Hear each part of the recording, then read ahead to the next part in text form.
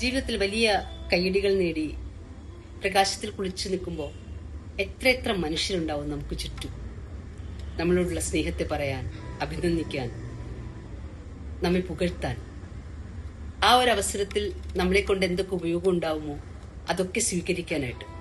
എന്നാൽ നമ്മുടെ ലോകം ഇരുണ്ടതാവുമ്പോൾ, ആ ഇരുട്ടിൽ ഇനി എങ്ങോട്ട് പോകും, എന്ത് ചെയ്യുമെന്നറിയാതെ നാം ഉഴറി നിൽക്കുമ്പോൾ നമ്മുടെ കൂടെയുള്ളവരാണ് നീ ഒറ്റയ്ക്കല്ല, ഞാനും കൂടിയുണ്ട് എന്ന് പറയാതെ പറയുന്നവരാണ് ശരിക്കും യഥാർത്ഥത്തിൽ നമ്മെ സ്നേഹിക്കുന്നത്, ആത്മാർത്ഥതയുള്ളവർ എന്ന് നാം തിരിച്ചറിയുന്നത്.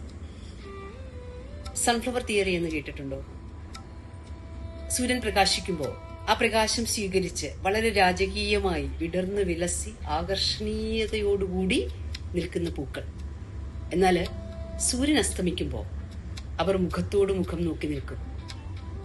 എന്തുകൊണ്ടെന്നാൽ സൂര്യനിൽ നിന്ന് ആവാഹിച്ചെടുത്ത ആ പ്രകാശത്തെ ആ ഇരുട്ടിൽ പരസ്പരം പ്രസരിപ്പിച്ചുകൊണ്ട്.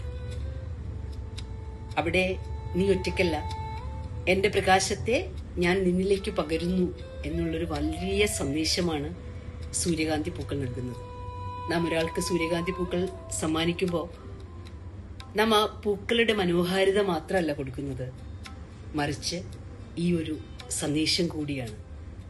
പ്രകാശം കെട്ടുപോകുന്നവരുടെ ജീവിതത്തില് പ്രകാശമുള്ള നേരങ്ങളിൽ നാം ഉള്ളിലേക്ക് ആവാഹിച്ച ആ ഒരു വെളിച്ചത്തെ പകർന്നു കൊടുക്കാൻ സാധിക്കുമെങ്കിൽ അതിനേക്കാൾ എന്തു വലിയ സർവീസാണ് നാം ഈ ഭൂമിയിൽ ചെയ്യേണ്ടത്.